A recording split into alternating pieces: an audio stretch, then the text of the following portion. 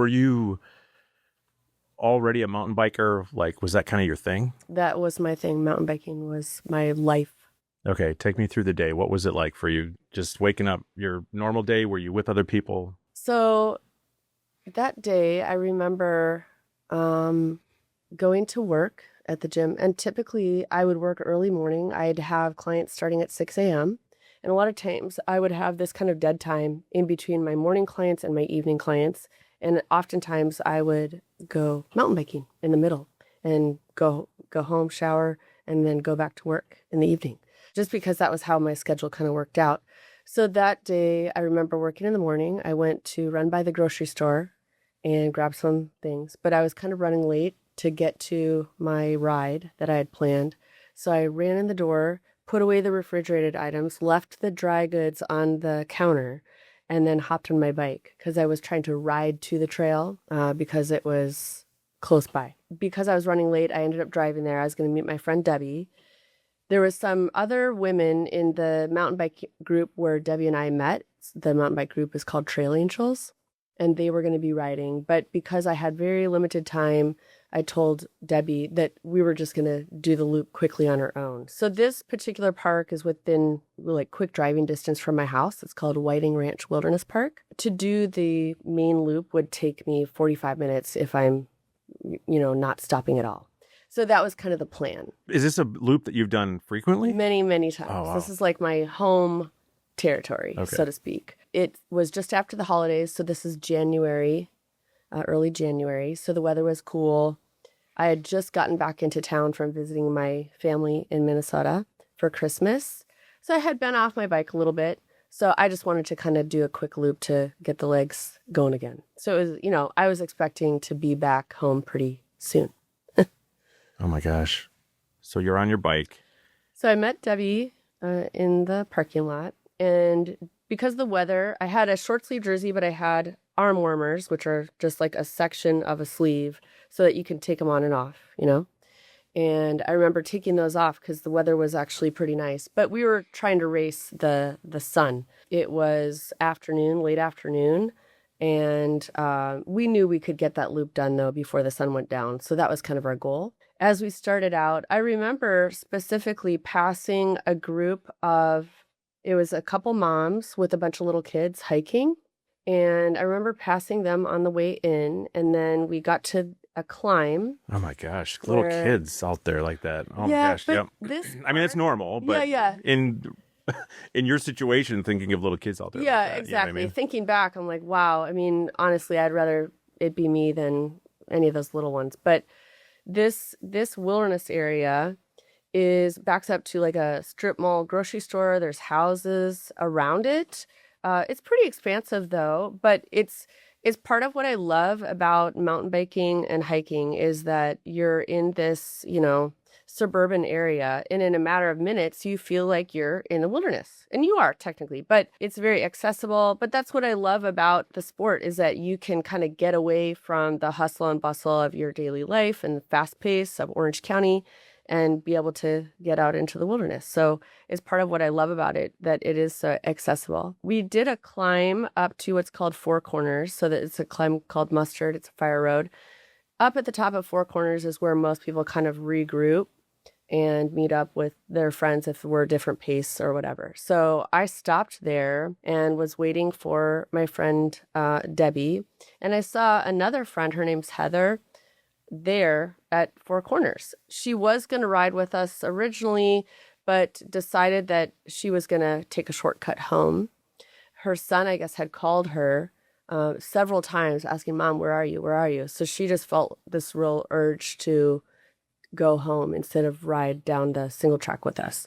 So as I'm waiting for Debbie, I noticed there's a couple different groups of mountain bikers, all men, maybe like 8 to 10 riders, all kind of hanging out up there.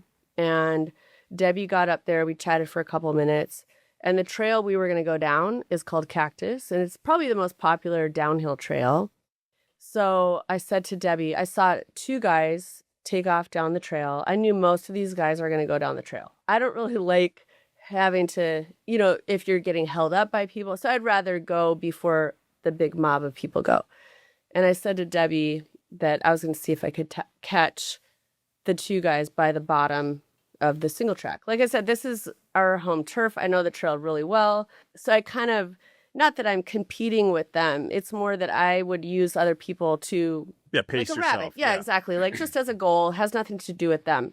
I went down Cactus and Debi followed me. A couple turns in, there's kind of this blind corner. How far is she behind you? Not far at all. In the beginning, she could see me. But because of the fact that it twists and turns, there's definitely parts where I'm going to be out of sight. So we're very evenly matched, which is why I like riding with her. A lot of the ladies like to stop and talk and chit chat while they ride. I'm not that way. Like I'll talk in the parking lot when we start. I'll talk in the parking lot when we're done. That's about it. And Debi is the same way. Like we're there to ride. We're not there to. It's go time. Yeah, exactly. Like, why are we even here? Let's go. Yeah, exactly. I mean, I've ridden with people where I remember riding with this new girl and she was stopping to pick flowers and like show me I'm like, okay, we're not on this, like our goals are not the same. So yeah, I ended up not riding with her again. So I really liked riding with Debi because we were very similar in that way. So as I am coming down the trail, I come around a blind corner and I'm shocked to see this guy basically standing right in the middle of the trail. At that point, the trail is, 12 to 18 inches wide. There's really not much room. So to be stopped in a blind corner, is dangerous with the pace that people are coming down that trail. And so I was really surprised to see him there. So I grabbed the brakes, tried to slow down so I wouldn't hit him. And I said, "Is everything okay?" And he said, "I found this abandoned bike." And I noticed he's straddling a bike. And then there's another bike next to him propped upright against the bushes. Okay. Yeah, so it kind of threw me off. I honestly thought this is one of the two guys who just left from Four Corners. Four Corners is very exposed, kind of like tabletop area where you have trails going down from all directions and one that goes up. So what I thought is that this is one of those two guys and his buddy is pulled over to go to the bathroom. Like it would be kind of a weird place to stop, but he tells you it's an abandoned bike. Yeah, so I thought he was just joking around. Yeah, I really didn't take it seriously. And of course, hindsight's 2020. Looking back, I'm like, dang, I should have stopped, But at the time, it just didn't compute that this guy is serious, that he just found this bike, And so I had braked to slow down. He says this to me, and then I kept rolling because I really thought he was kidding. I think that too, and I'm not trying to make excuses, if I could go back and redo that, I would have stopped for sure. And it has nothing to do with the fact that, as you'll hear later in the story, that may have saved me. Okay. Right? Wow.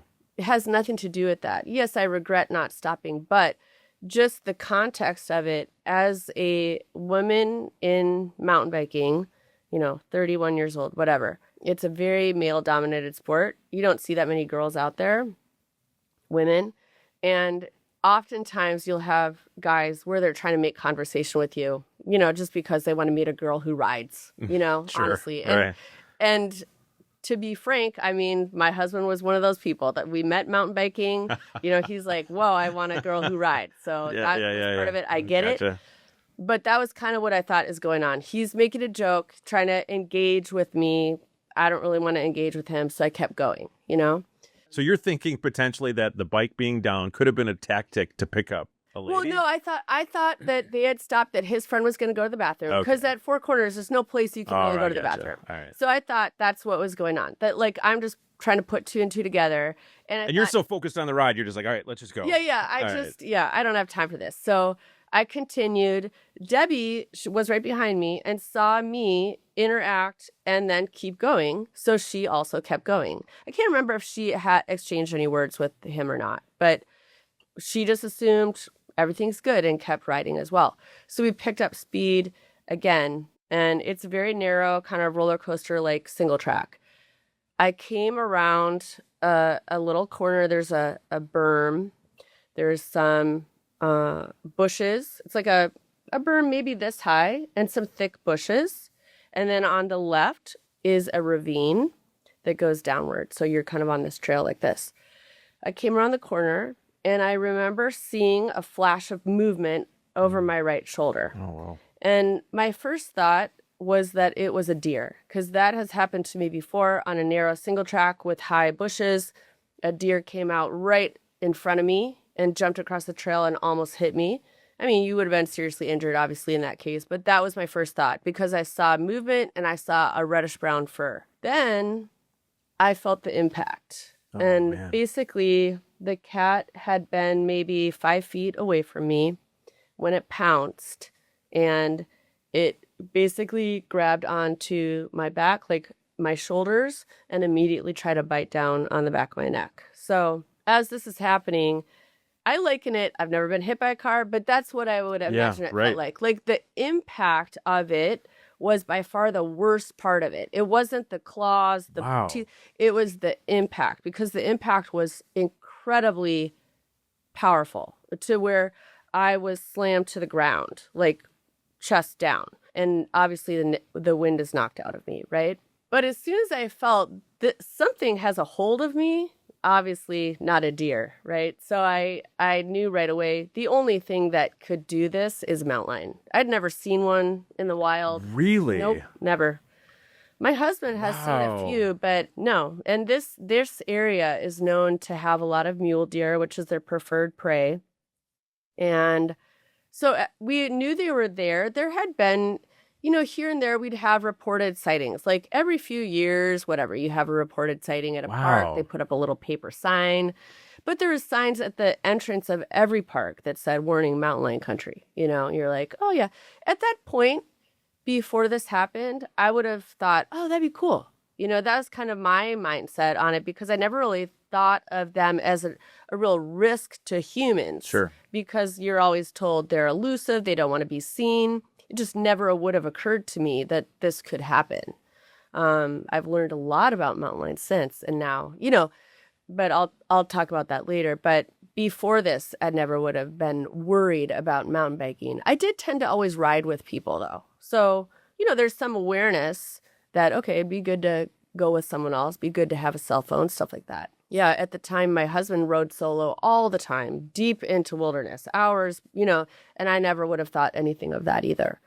So that impact where I hit the ground and realized it was a mountain lion, I noticed that the cat seemed to be trying to move around my neck. Like it was originally on the back of my neck, clamped down, and he would let go and readjust. Oh, man. Working his way around. So during this, I'm alert and awake and I'm screaming. Debbie came down the trail behind me. At the time that the cat jumped on me, I was not within sight. She was very close by, but she said the screams were not like anything she'd ever heard, not like a normal scream, so she knew something was wrong. The cat basically went from the back of my neck to the side, like kind of moved around, ended up on the side of my face.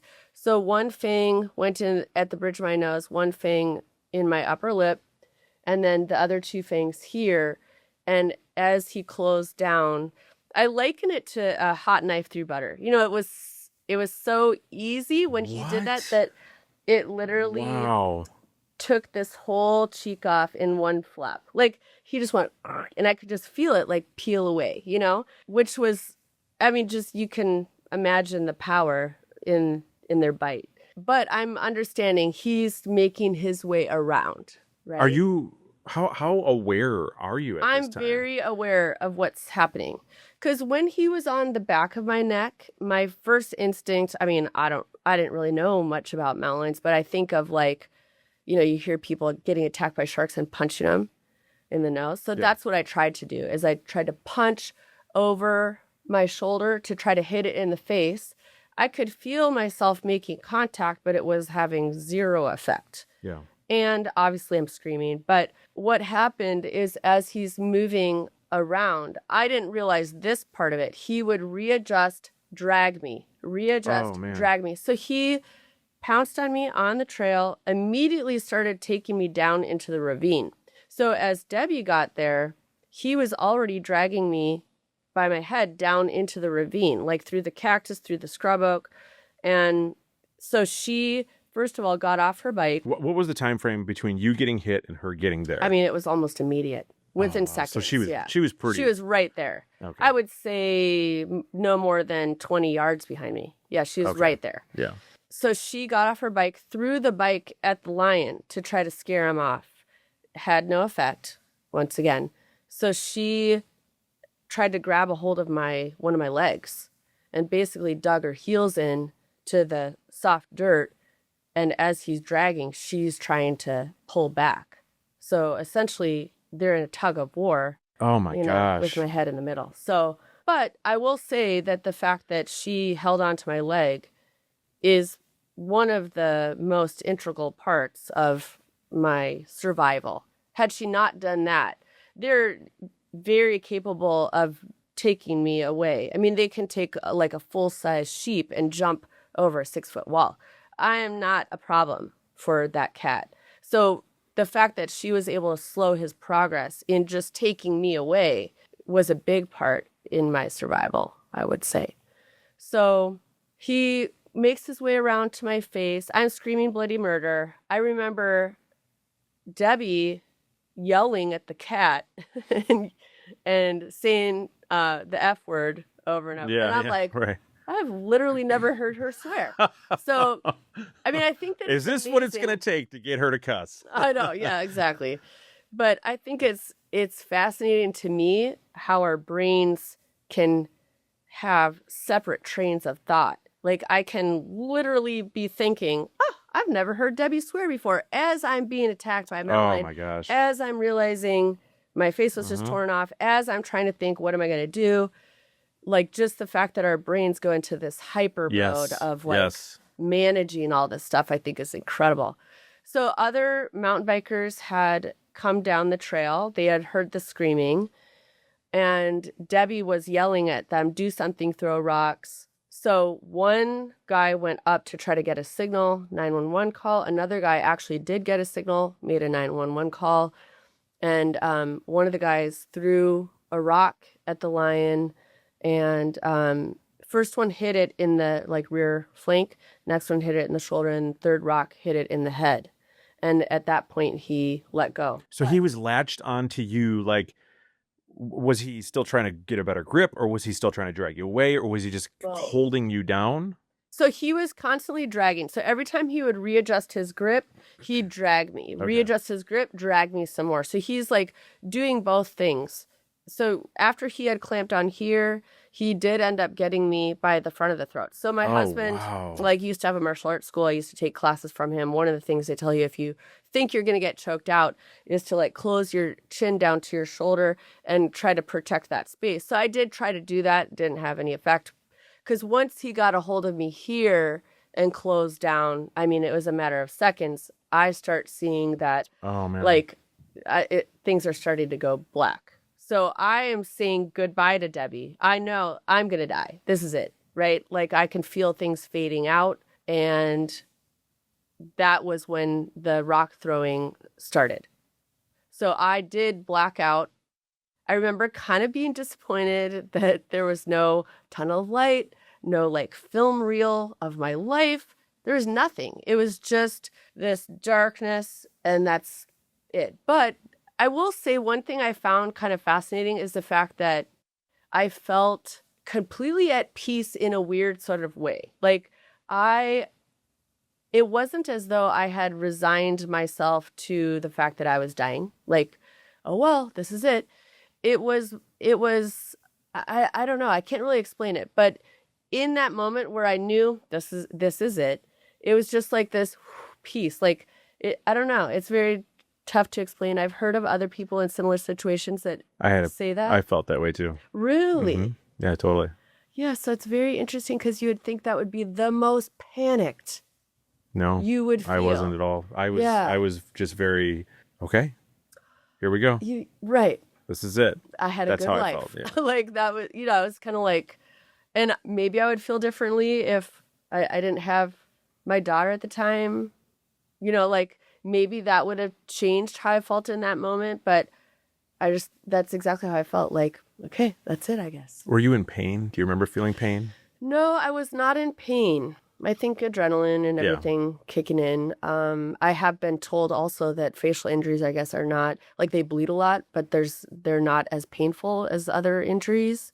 And that wasn't the worst of my pain later, was not the gnarly facial injuries. So after I blacked out, the rocks were thrown. The cat, after the third rock, let go and took off. And I came to. Yeah. Was that a big rock? I mean, softball size, they said. Okay. Yeah. So again, without what all of those guys did, 911 call, throwing the rocks, all of it. What was the time frame before it let go? Did anybody ever tell you? Honestly, I have no idea, and I don't think anyone else would either, just because of everyone has that adrenaline going. I mean, the guy who called 911 said he couldn't see my head. All he saw was my head was completely engulfed in the lion's jaws. So that's what they're seeing. Like, not a fun thing to come upon on the trail. Do you remember anything like the smells? No. Nothing at all. Nothing. Did you feel the fur of the lion? Debbie said it stunk really bad. I don't remember any smells. And I think that too is part of that survival part of the brain where you're literally just focusing on what matters for your life, and anything that doesn't matter, your body just tunes it out. Yeah, because she said it was very stinky, like gamey, smelly smell. It never once even looked at her. She was kicking at it, screaming at it, never once lost focus from me. She was close enough because she has my leg, right? So if the cat's here and she's there, she was close enough. The cat could have done one swipe. Yeah, she's sure. done, right? Never even looked at her. Like, so focused on you trying to get me. Yeah. So very, and a lot of times mountain lions will drag prey alongside them. They don't back up like a dog. They're going to drag alongside, so like their rear would be closer to Debbie. Yeah, right. And they're dragging that way. Yep. So. Do you remember any other feelings? Like, do you remember the sounds at all? Do you remember what the lion sounded like or anything at all? No, I remember the screaming happening, and I wasn't aware that I was being dragged down into the ravine at all. Wow. Okay. I thought that I was still at the trail.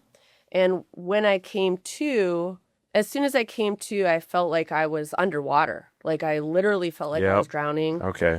Because of the blood. Yep. Yeah. And man. I had my helmet strap, and I was trying to get it off because I just felt like I had my camelback, this strap. I just wanted stuff off because I couldn't breathe. And so we were taking off helmet, and W was helping. And then they were, as soon as I came to, a couple of the riders came down. They helped carry me up to the trail. So when I was attacked, I was on the trail. And then when I came to, I'm basically up at the trail, or they brought me up to the trail. So I don't remember any of that dragging down into the ravine part. Yeah, almost like a drowning feeling. So they helped me to sit up, and then I could kind of catch my breath. I started to be able to get little bits of air. And I just remember, being a personal trainer, I mean, I teach like breathing techniques and stuff like that. So I was trying to focus on diaphragmatic breathing, slow your breathing down, slow your heart rate down, like try to manage it. That's impressive. Well, just you think about if you're only getting a little bit of air, and that the feeling is panic, right? But you're trying to like, okay, I'm getting some air, like calm down, let's slow it down. So your instinct in panic was to try to calm yourself. Yeah, because I knew that's probably my best chance at being able to get more breath is if I like try to manage the breathing a little bit better, So just, I don't know, that was kind of what my thoughts went to. And they had propped me up against the berm where the cat had jumped from so that I could sit upright. That was kind of my first real awareness again of what's happening. I looked around, and I thought the people I was seeing were paramedics, because I had no clue how long I had been out. Right. And I didn't know about the other mountain bikers. So I looked around and didn't realize that, these are just other mountain bikers who came to help. Oh my gosh. Yeah. How many people were around? So it was me and Debbie, and then there was 2 solo riders and a group of 4 other riders. So one of them had gone up But all of them were involved in some capacity in saving my life. And like to go back and hear the actual 911 call, like in that moment, and you just hear, the fear and just, yeah, probably. I think you sent it to us. Yeah. There was about a 20-second, I think. We got a lady that is attacked by a mountain lion in her face. Her face is almost gone. I need people out here. Whiting Ranch, Cactus Ridge, Whiting Ranch. She's in bad condition. I would get somebody here now. Okay. Yeah. So that was one of the 2 calls that was made that day. Wow. Yeah. It was a day. That's for sure. Where's the rock hits the mountain lion. Mm-hmm. It lets go. Mm-hmm. Does it, what does it do? Does it stop and look? Does it run off? As far as people knew, it ran off. They just saw it let go and take off. And then I came to shortly after just because he released the grip here. It's like a vice grip. So then after I came to, I'm sitting with my back to the berm. I then realized, okay, there is no paramedics here. But then I remember being aware of the weight of that. Oh, man. So it wasn't even about pain or anything. It was almost like someone stapled a stake to my face and it's just like hanging. Like you could feel the weight of it.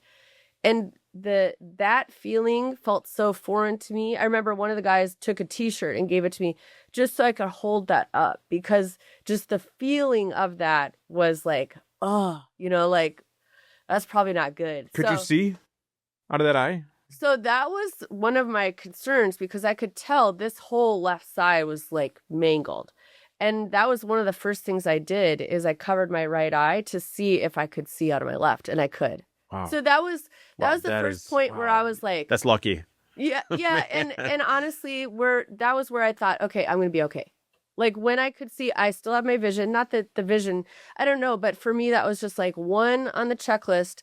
Okay, I can handle this. Like I just remember having that sense of relief. Yeah. Even though, it's just another thing to deal with if that did happen. But I was very. It's funny how your thankful. sense of relief changes. Yeah, it's all relative. All relative. Totally relative. Yeah. Yes. Yeah. So I was very relieved to see I still had vision. It took from the 911 call to paramedics being on scene in a wilderness park 19 minutes. What? Yeah.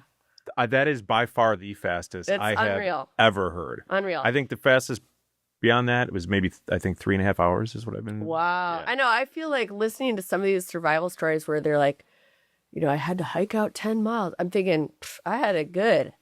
I don't know about that. Well, they did have to make the decision on whether to switch the gear from your regular vehicle to like the more off-road vehicle. And because basically what they would have had to do is either park on this roadway, hike all the way up and then back down the trail, or take the off-road vehicle up to 4 corners and hike down from there. So as far as I remember, they did drive to 4 corners and hike down from there.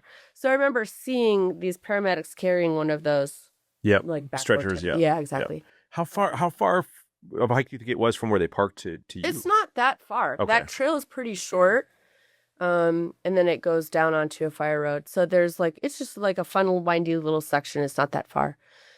So I remember seeing them come down the trail, and one of the paramedics crouched down in front of me and was wanting to try to, check my vitals and start an IV. I remember watching him and his hands are like this. And I'm like, that was where I thought, maybe I'm worse than I think, because this guy seems really radical. Yeah. That kind of worried me a little bit. I mean, granted, it probably didn't look good, but that worried me a little bit. Well, I found out after the fact that they had 2 helicopters flying. They had a sheriff's helicopter and one from the fire department. One of the pilots, as they're looking down, saw what they thought might be a body someplace else just up the trail. Oh my gosh, really? And secondly, saw the cat crouching down just down the hillside from where the paramedic is working on me. Like it was going to come back? Right. Oh, so the paramedics knew that the cat was still nearby. I didn't know that. That kind of makes sense. Oh, There's sure. a Why little bit he's more freaking out, adrenaline, yeah. let's get her out of here. Were they armed? No. Sheriff's deputies, I don't believe there was sheriff's deputies on the ground yet, but they came in pretty quickly along with paramedics. Okay. So they did have they did have people on the ground with firearms. But basically they got the IV started. They do a judgment on Glasgow Coma Scale. How lucid are you? And because I do remember everything except for the portion where I was passed out, I remember when the paramedic came up, I told him I have low blood pressure, trying to tell him I have a blood clotting disorder, trying to tell him details that would help him, like, you're not freaking out because my blood pressure's in the basement when that's normal for me or whatever, So I was very alert. How were you able to talk with them after it latched on your throat? Well, we'll get to that, but the injuries, I had like 20 fang marks around my neck, so let's say 5 bites at some point. Later on, they found, like, when they checked everything, esophagus, trachea, voice box, carotid artery, jugular vein, nothing was hit. So that's why. Wow. Yeah. Otherwise, no, I wouldn't have been able to talk. And then 2, I don't know for a fact, but I do have a blood clotting disorder that makes me more prone to clots. Debbie said that she was picking off like huge clots off my face, which I don't know if that ended up playing a role in helping me at all with blood loss. I didn't end up needing a blood transfusion. I have no idea, honestly, but I think there was many, many things that all worked in my favor, I would say so. I would say so. Here. Yeah. Yeah. So the paramedics then loaded me up, and they said they couldn't get in there with the helicopter, so they were going to have to hike me out. At this point, I did start to really feel a lot of pain, mainly in my neck. Like, I just felt such strain, like all the muscles in my neck, super painful. This, I don't remember feeling a lot of pain with regards to the injury, but that as they're hiking me out, that was not feeling good at all. I'm like, ooh, that's good. Was it just like the shaking and all the... Yeah, they had a C-spine like collar on me and everything, but it was just super uncomfortable. And then, they had just made it a short way up the trail, and I heard one of the paramedics say, I think he's coming in. And the fire department helicopter pilot figured out a way to set down on the super narrow area. There's power lines and stuff. Wow. Super narrow section of trail, literally touchdown. They slid me in and wow. Yeah. That's so impressive. that I was super thankful for, because straight flight to the hospital and didn't have to, endure the hike out and all of that. Why do you think this attacked you? What was its, did you startle it? It's a cat. Oh, so it had been stalking you for a while. No, I think that from what we know, it was bedded down on that berm. There had been riders passing by, like not necessarily with the cat there, but the cat was in the vicinity. And I've talked to riders who rode in the middle, before this happened, never attacked them, but where it was bedded down right off the trail. One of the wildlife experts I talked to from UC Davis was saying it's like a cat could be sleeping, a house cat, and you drag a piece of yarn in front of it, it's going to trigger. Yeah. Wow. Yeah. Pounce. Interesting. Yeah. So I think that when I'm coming towards it down the trail, they have that like, ooh, kind of want to stay away. As soon as I pass it, it's like, oh, that looks like fun. I'm not their desired prey, obviously. But what we found out after the fact was that the abandoned bike did belong to a mountain biker who was attacked and killed by the same lion. Wait, what? Yeah. So the helicopter pilot who saw what he thought was a body was a body. And as far as we know, his name was Mark Reynolds. As far as we know, he may have been riding the night before. He was attacked and killed. He was riding solo. So at some point, his bike, he had stopped right on that section of trail. The bike was like either down the hillside or propped up right there. And so we have talked to people who had ridden that trail between when he was attacked and killed and when I was attacked. But what? How long was that? So that was the night before. So okay, now Either the so night what before was or that the guy morning doing there of. on the bike? What when you that was his buddy? No, he didn't know him. He just Oh, he saw found the the bike. abandoned bike. He just saw Oh the my bike. From what I gosh. hear, So it took them off. He was riding just like you. Yeah. Well, we think he had stopped and that he was actually going to the bathroom or was stopped looking at his bike, and that's when he was attacked, when he was stopped and like crouched down. I since have gotten to know his Man, I know. what? I mean, that was really unreal for me because I didn't find that out until the next morning. It was in the newspaper. That's how you found out. Yeah. You saw it in the news. Yeah. What did that do to you? What were your thoughts? I at mean, that it time? was like obviously devastating news to hear. And I think Did you have a survivor's guilt thing happening or? not really, and maybe that makes me callous. I don't No, know. I not mean, at all. I'm just honestly super thankful to have survived. I think that made me even more thankful because here's this young, fit, I believe he was 35 at the time, like mountain bike racer, like super fit guy, right? Very healthy, strong, who was overcome by the cat. So I think it just really made it real for me, like how fortunate I am to have survived that. You had people with you. Yeah, exactly. Wow. That was the difference, to be honest. Yeah, that was the difference. Yeah, it was really, really tough news to hear.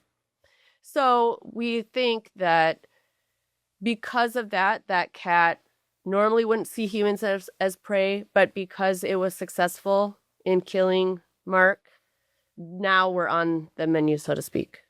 And that's kind of what the behavior, animal behaviorists believe. Oh my gosh. Yeah, it was super sad. I have gotten to know his family shortly, like maybe within a couple of months. I met his mom and dad and How his did that happen? sister. Did they come see you or? They came out, for various reasons, but I just sent out an invite if they wanted to come over to my house. I was not really going out in public at that time because it was pretty shortly after the accident. And I just tried to think to myself, what could I say as a survivor? Because that's rough, right? You're there to pick up your son who passed away by the same lion, and you're meeting a survivor. Like, I think that'd be pretty rough. So the only thing is, I figure I could give them information that no one else could that, sure. Some closure or something. yeah, that it happened super fast. I didn't see it coming. I didn't have pain per se in the moment. And that, like, when I blacked out, like, that all happened very quickly. That was the only thing I could think. Wow. Yeah. Wow. So, because I think, most people would think. I got to imagine that would have been very helpful. Yeah, I think, too, because who else has that kind of information? You're looking at something like this thinking, that sounds absolutely brutal, and like it sounds super painful, but that was not my experience. I felt overwhelmed by the power of the cat, but it happened super fast. And, like even getting to the point of me blacking out happened very quickly. So, I don't know. It's tough. So you look incredible, by the way. Like everything that you've described doesn't look anything like I would have thought at all. I mean, I was thankful in a lot of ways that I didn't lose this tissue. I've met survivors of many different types of injuries. I met a woman, I think we had both done the same TV show. And she reached out and we ended up getting together for lunch. She was bitten by her own horse and it took her entire cheek off. So I know that there's things about my injuries that did make it a little bit easier to manage. It was still quite a challenge. And, after the first surgery, I think I came to the realization that I'm never going to look how I used to look. So I think that was kind of like a second thing, like level that I dealt with, is just coming to the realization that it is what it is, But what was the recovery like for you? So I was airlifted to the hospital, and the plastic surgeon who was on call was the chief of plastics for this hospital, which is the highest level trauma hospital, and like less than 10 miles from my house. So I got the best of the best at that hospital. Yeah. I got the ER doc. It was the son of the man who started that hospital. Wow. Like, I got the best of the best. So, but interestingly enough, they have done interviews over the years, and the trauma surgeon said in an interview, which he had never said to me, I was pretty surprised. He said in all of his years, my injuries were the worst he'd ever seen. Like, that's... Oh, wow. I'm kind of surprised by that. Maybe that's changed since. But so they brought me into the ER, started to try to assess my injuries, trying to get all the surgeons there, ear, nose, throat surgeon, plastics, the trauma surgeon. I should probably reverse one thing. As soon as I got up to the trail, I told Debbie, call James to tell him, my husband, to tell him what had happened, because he has a martial arts studio that was like a 30-minute drive. And so she called him from the trail and basically said, Anne's been attacked by a mountain lion, go to the hospital. What was his reaction? Oh, he was pretty overwhelmed. I mean, he basically kicked all the students out and said, I got to go. And it was like rush hour. So he's driving to... rush hour. Oh, no. Yeah. So he starts calling people. He called his grandma, and he was so frantic. She didn't know who he was. He's like, yeah. And then he called my parents and left a voicemail. Yeah. So... Oh my gosh. He's like very... Your parents found out by a voicemail. I can't remember if he told them on a voicemail or just said to call him. I'm not sure, to be honest. But, yeah, that was intense. He's very like tough exterior guy, but softy. So it was a lot for him. And so I'm laying in the ER, and I see him walk up, and he started crying. And we're holding hands, and I'm telling him, I'll be okay. I'll be okay. And then he disappeared. He passed out. Oh, no. So they got another gurney. Oh, man. So now he's laying next to you. Yeah, laid down on a gurney next to me. He's getting more better care than you now, right? Yeah. That's kind of the joke. But, I mean, people have asked me, because honestly... I'm not a very emotional person. I'm very like super even keeled, almost in situations where I probably should be emotional. I'm not. So I've never had issues talking about this. I remember Debbie coming to see me the next day, and we're like making jokes and stuff. Like, that's just Debbie's personality and my personality, very similar. So it's just that was our way of dealing with it. But the one time in my recovery that I remember crying was realizing that my husband, we celebrated our 3rd anniversary in the hospital, realizing that he's such a loyal person that he would not leave me, in all of this. And that feeling like maybe he got kind of the raw deal. Because I knew he is so committed that he would stay with me. But I kind of felt guilty that he would have to go through all of this with me, So I remember being upset about that, just kind of feeling like it probably wasn't fair to him. But he's still 25 years. He's still here. So. Wow. Yeah. So, I mean, I think one of the things I have learned is that tight circle is what matters, right? That no one, like the wider circle of friends, I mean, you do kind of see who your true friends are, but also that tight circle is going to treat you the same as they always did. Yeah. There's really no change, and how important that is, to have that kind of support system. Yeah. Yeah. So take me... Were you able to leave the hospital and feel like you could kind of go back to normal life? Has it been normal?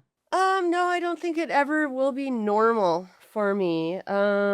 Just because I'm very aware of reactions of people. Like some people, like in my work, sometimes I'll meet a new client and they'll call me, and then that first in-person meeting, I kind of am like, not sure how it's going to play out. Some people are totally fine. Some people never mention it. I don't care if someone mentions or asks me questions, wouldn't bother me. Some people, you see kind of that deer in the headlights reaction. They don't even know they're doing it.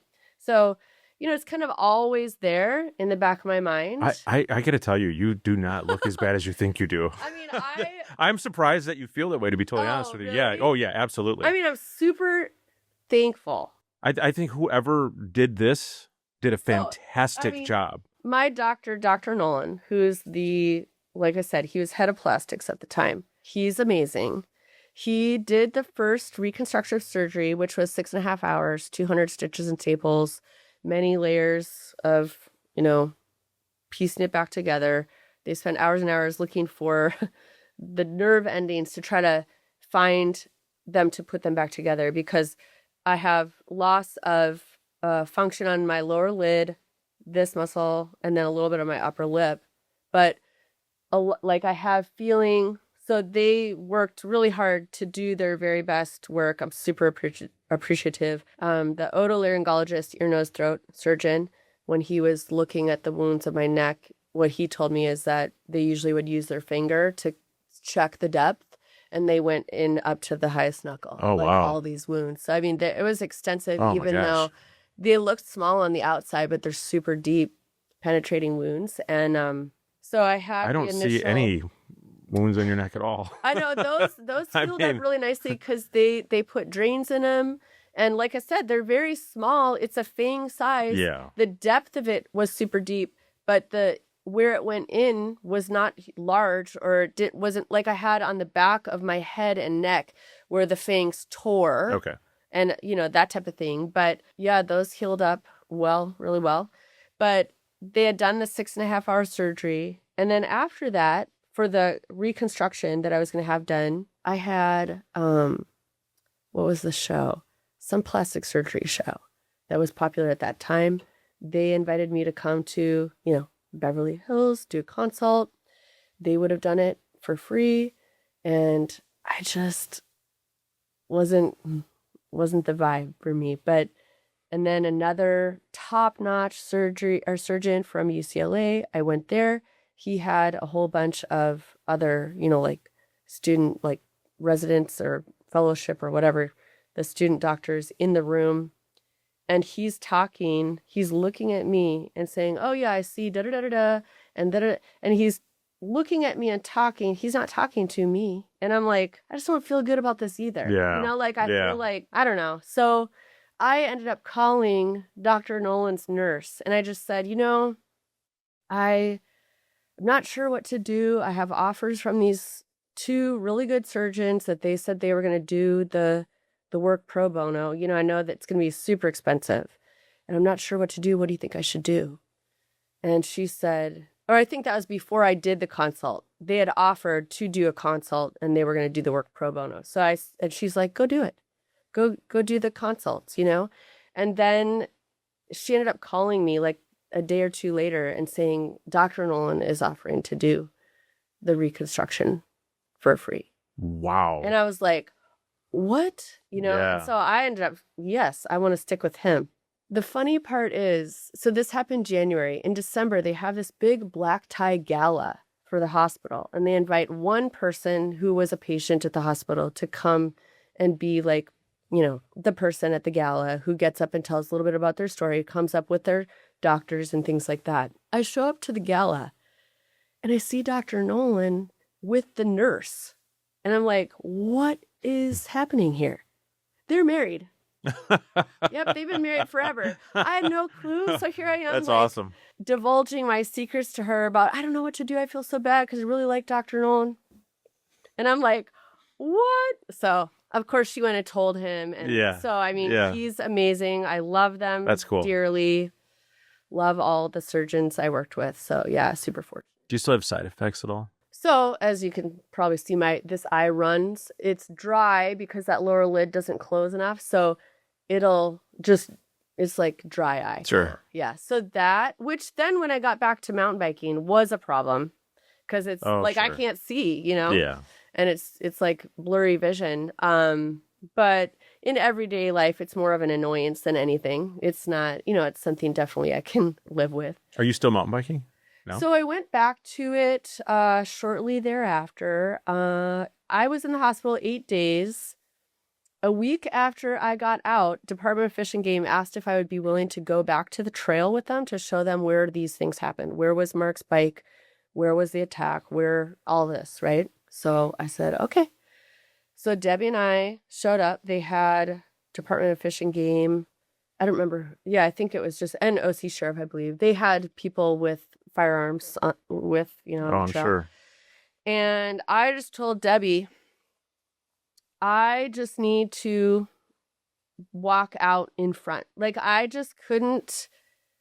I felt like my goal is to get back to biking. Right. This is a passion of mine. I love it. I'm not going to allow this to dictate my life. I'm not going to allow the fear to take this away from me. Yeah. So in my mind, I just thought if I walk out in front of the group, I'm not like in with the people with the guns, I feel like that would be kind of my first step at getting back out there. Like, I can do this. So she and I walked out in front and we're, oh yeah, remember this? Oh yeah, this looks like the berm. Because we're kind of piecing it together as we're going along because of how chaotic that day was and figuring out where everything is. Oh yeah, that's where I was dragged down. And so that was kind of my first step. And then I think I was cleared to ride in May. So this happened in January. I had several reconstruction, surgeries. And Dr. Nolan said that I got back on my road bike first. My first day on the road, I went into this like private gated neighborhood because it has these wide open streets. I'm like, oh, that'd be a good place to ride, and got hit with a water balloon from some teenagers. Really? Oh, no. Yep.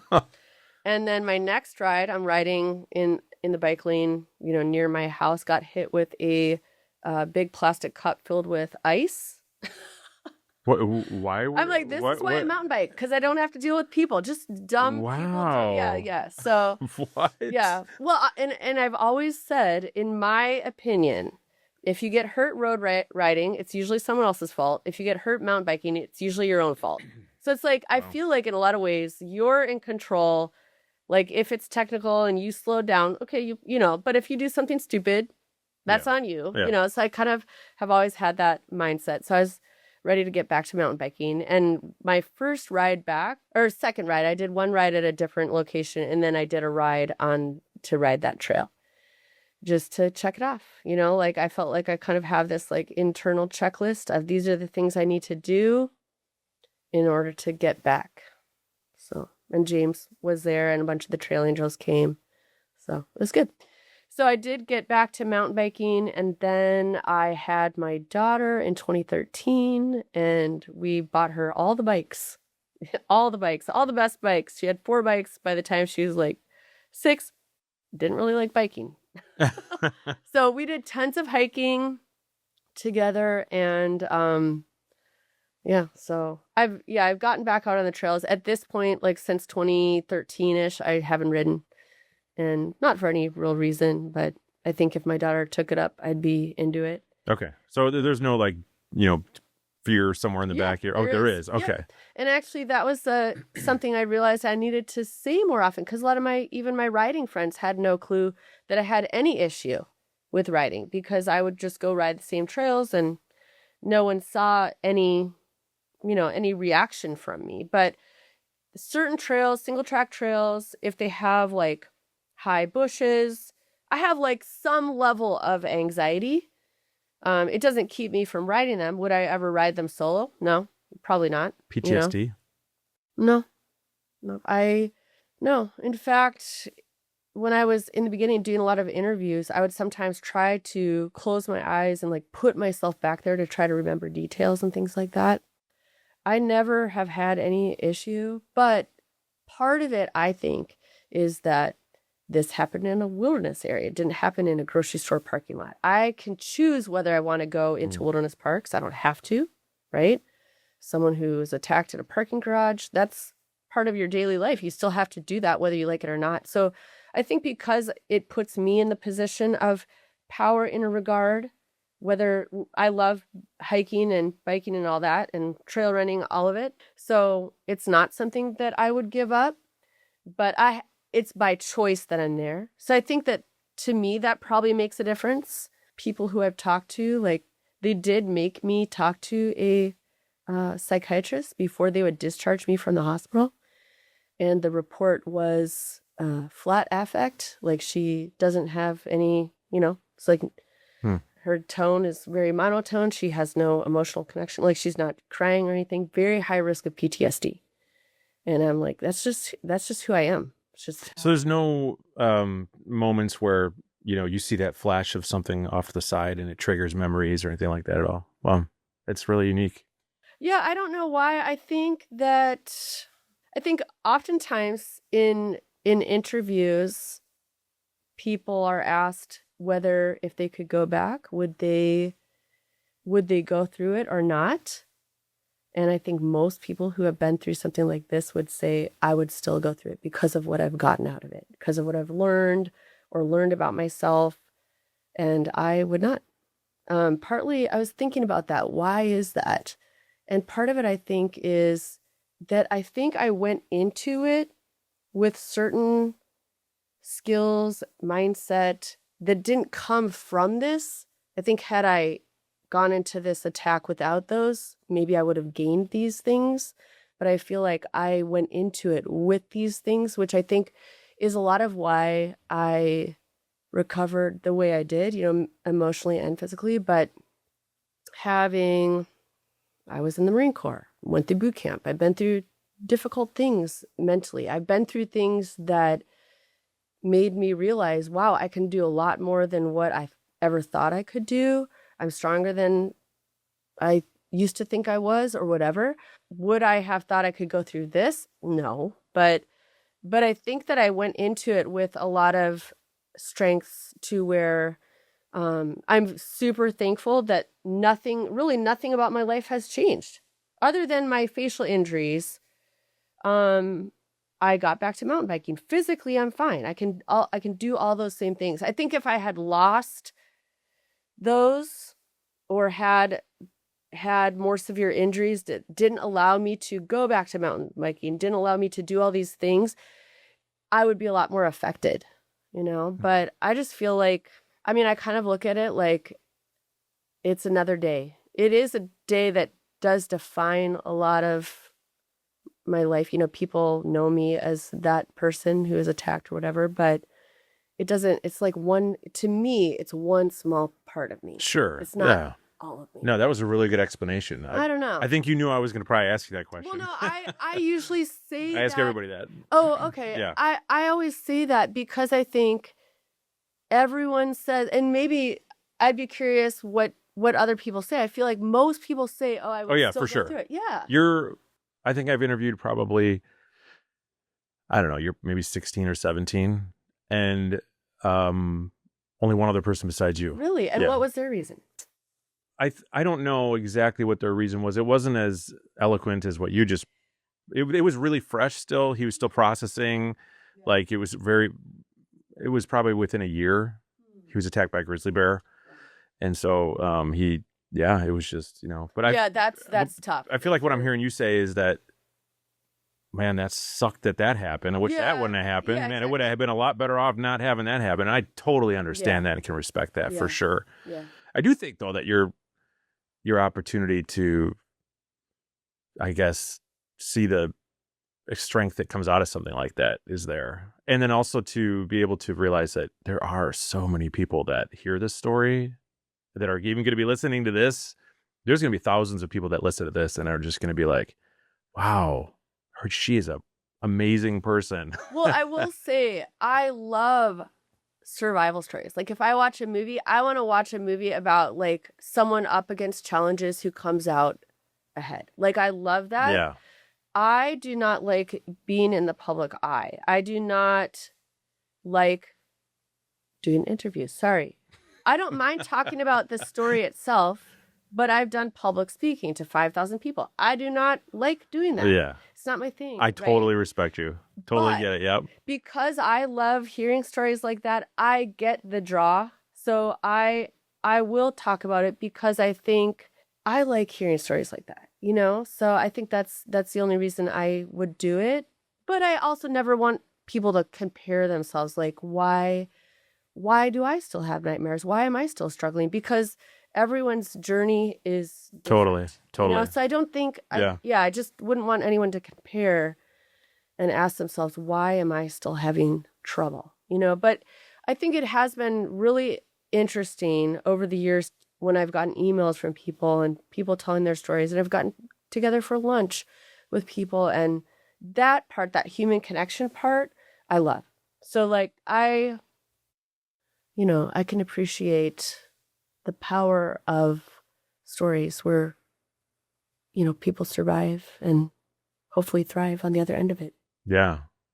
Well, I think you're awesome. I think you're a very incredible person. And I think that you look fantastic. Way better than what you think you probably see. Kind. No, it's absolutely true. People say, "Oh, your daughter looks just like you." I'm like, "Thank you," because I think she's adorable. She is adorable. She's here, by the way. No, She's not in the same room. She's here. Yeah. She's a sweetheart for sure. Okay, so what happened Yeah, to the bobcat, or what happened to the cat? Yeah. Where's it at? Okay, I need to go back because I just realized I said that incorrectly. As they were airlifting me out, they saw what they thought was a body and asked someone to go check on it. So there were sheriff deputies on the ground at that time. They went off of the trail close to where the abandoned bike was, and they found the body of Mark Reynolds. I will say one thing that they learned, I guess, from the autopsy is that he had no defensive wounds. So he was surprised to the point where he was not able to fight back. Okay, because I've had, in some ways, I'm glad this happened so long ago, because the online comments, I think I would have difficulty with. Had a lot of people say, "Oh, I would do this, I would do that, I would carry a gun, I'd hit him, I'd do this." You have absolutely You have no idea what you're talking about. Yeah, For sure. A cat this size this cat was 120 pounds, 130 pounds, same exact weight as me. A cat that size is capable of taking down an 800-pound bull elk. Super powerful. Wow. Like I said, they can have a full-size sheep or goat and jump a 6 to 8 foot wall. They can jump horizontally 40 feet. Okay, so when that cat is 5 feet from me, not even 5 feet, the cat was 3 feet from me, they can jump 40 feet horizontally. Oh my gosh. So for that cat to hit me from that close, the impact was just unreal, So I think it's important to be aware of your surrounding. But one of the things that makes me sad, I will say, and this is something I always say when I do public speaking, the thing that makes me most sad is when people come up to me after the fact and say, "Oh, I used to hike in Whiting Ranch, and ever since your story, I don't." No, yeah. I hate that because I had zero warning. So there's nothing I could have done differently to have prepared myself for that attack. I had people with me, which I think is important. There's nothing I could have done differently, right? Even if I had pepper spray, bear spray, a gun, there's likely no way I would have gotten to it. No, not at all. Right. There's situations where maybe you would surprise a cat on a trail face to face. That'd be highly unlikely. But in that case, maybe some of those things would work. But my point being, you can't live your life in fear. I think you can go into it prepared as well as you can be. But you also can't live your life in fear and let that dictate for sure. what you do. Yeah. So keep hiking. Did they ever find a cat? Oh, yes. Sorry. I didn't even get to that. Sorry. So as they airlifted me out and they saw what they thought was a body who turned out to be Mark Reynolds, the sheriff deputy, they had infrared with the helicopter using to because it did get dark shortly after. Like by the time I was airlifted out, it was getting dark. So they could see with the heat-seeking capability. They saw what they believed to be a cat. They sent the deputy that direction, and the cat actually stalked the deputy, and he turned around and shot. Wow. Yeah, so the cat at that point, I got death threats from Mountain Lion Foundation, which is a nonprofit, for being responsible for killing the cat. I'm the biggest animal lover out there. I'm a vegetarian for 40 years. That is the most pathetic thing I've ever heard. I love animals like you can't imagine. But in a situation like that, when a cat is displaying abnormal behavior like that, that is a public safety risk, right? So people say, well, don't go into their territory. Well, guess what? If you live in a house, you're in their territory. At some point, your house was mountain lion territory.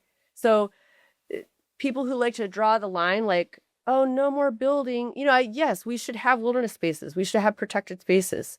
We should have wildlife corridors that allow them to move without having to cross roads and get hit, because that's most likely how they're going to get killed, right? Let's be smart. Let's keep little kids close. Let's keep, don't leave food out. Let's be responsible living in and among wildlife so that hopefully it doesn't come to that where a cat needs to be killed. But that cat at that point is displaying behavior that is abnormal. Yeah. They don't come after people. They don't want to be seen. They're elusive. They want to go the other way. So when they have switched and their behavior is doing something different, it's not something you can relocate or you can, so I feel like people do need to educate themselves a little bit more about wildlife behavior, how to be safe in wilderness areas, how to be a good, steward of wilderness lands, how to live harmoniously with wildlife, because we take responsibility too. So, that would be part of my message as well. Awesome. Yeah. Well, I'm glad you're here. Thanks for sharing your story. And thanks for closing out like that, because that was super helpful too, because I think that'll shut up some of the comments. Probably not. But honestly, I don't care, because the one thing, there's a local wildlife photographer in Orange County who has trail cams, gets cats on trail cams in different areas.